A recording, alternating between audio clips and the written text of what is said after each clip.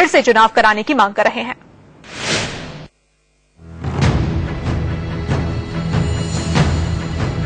दिल्ली में बीजेपी की ओर से सरकार बनाने की कवायद तेज होती दिखी तो केजरीवाल ने हाय तौबा मचाना शुरू कर दिया।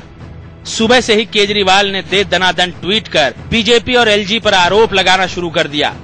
फिर 11:30 बजे अपने विधायकों की बैठक बुलाई। बैठक के बाद मनीष सिसोदिया मीडिया के सामने आए। भारतीय जनता पार्टी जिस वक्त उसके पास 32 विधायक थे, उस वक्त वो एलजी साहब को लिख के दे चुकी है कि हमारे पास विधायक नहीं है और हम सरकार नहीं बना सकते। अब जबकि उसके 3 विधायक और कम हो गए हैं, 29 विधायकों के होते हुए भारतीय जनता पार्टी कह रही है कि हम विकल्प तलाश रहे हैं। तो ये विकल्प कहां से तलाश रहे हैं? ये विकल्प कहां से खुल गए? बिना नोटों के बोरे खुले हुए ये विकल्प खुल सकते हैं क्या? भारतीय जनता पार्टी बताए कि ये विकल्प कहां से नहीं खुल गए। 29 विधायक होते हुए ये कह रहे हैं कि हम विकल्प तलाश रहे हैं। कहां से विकल्प तलाश रहे हैं? फ्री में विधायक मिल रहे हैं। कौन सी पार्टी के विधायक आ रहे हैं बताएं, कौन से संपर्क में है ये भी बताएं। सिसोदिया ने विधायकों का नाम पूछा तो बीजेपी के कद्दावर नेताओं ने भी केजरीवाल से आरोपों का आधार जानना चाहा।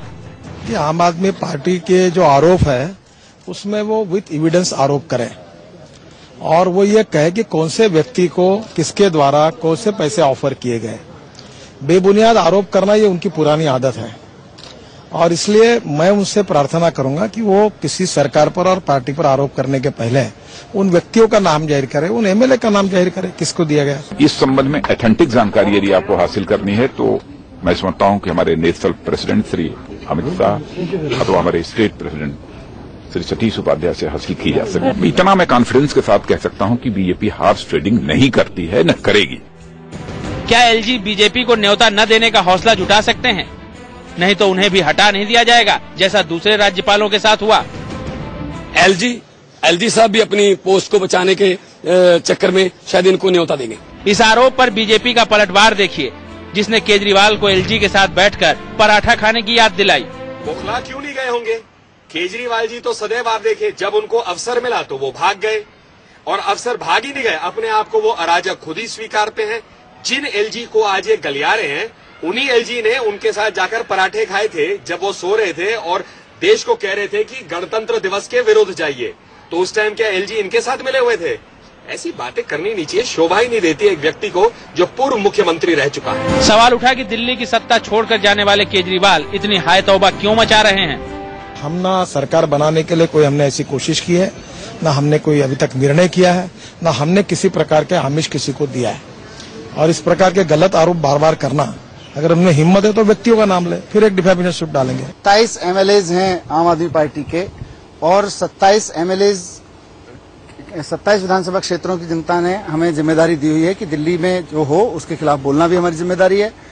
कुछ गलत होता हुआ दिखेगा, हम मीडिया में लगातार पढ़ रहे हैं, विधायकों के नाम तक लिखे जा रहे हैं, कौन से विधायक बिक रहे हैं, किसके लिए क्या मंत्री पद हो गया है, कितने करोड़ रुपए में बिक, ये सारी चीजें आप ही लोगों के बीच से निकल के आ रही हैं। अब अगर सारी खबरें चलती रहेंगी और हम चुप बैठे रहेंगे, इसलिए थोड़ी 27 विधायक हैं, हम बोलेंगे इनके खिलाफ में और हम हाथों भी मचाएंगे। इसका भी जवाब बीजेपी ने दिया। जब एलजी साहब ने दिसंबर में केजरीवाल जी की पार्टी को बुलाया था तो क्या संख्या उनके पास थी? तो उस टाइम एलजी साहब क्या आपके साथ मिले हुए थे क्या इन लोगों के साथ? और मई में चिट्ठी नहीं दी थी क्या एलजी साहब को केजरीवाल जी ने कि दिल्ली में चुनाव मत कराइए? बीजेपी अध्यक्ष सतीश उपाध्याय ने केजरीवाल की बेचैनी पर चुटकी ली। तो 7 RCR में तो पहुंच नहीं पाए, तिलक मार्ग उनका बच नहीं पा रहा, तो अब इनकी कोशिश है कि तिलक मार्ग किस तरह से बचा लें। वो उनकी थोड़ी मजबूरी है इन सब चीजों की। कोर्ट में जाते हैं, दिल्ली में चुनाव होने चाहिए, कोर्ट के बाहर एलजी के पास जाते हैं, लगा कि तिलक मार्ग तो बचा लूं, तो उनको कहते हैं कि अभी आप 10-12 दिन और रुक जाइए, हम संभावनाएं तलाश रहे हैं, हम देख रहे हैं क्या होगा। बीजेपी और आम आदमी पार्टी के बीच जारी ताल बेताल के बीच अंदर खाने की खबर यही है कि दिल्ली में बीजेपी सरकार बनाने के लिए मोदी के वापस लौटने का इंतजार कर रही है, जो आज ब्राजील से हिंदुस्तान लौट रहे हैं। मोहम्मद अफसर के साथ अजीत श्रीवास्तव, दिल्ली, इंडिया न्यूज।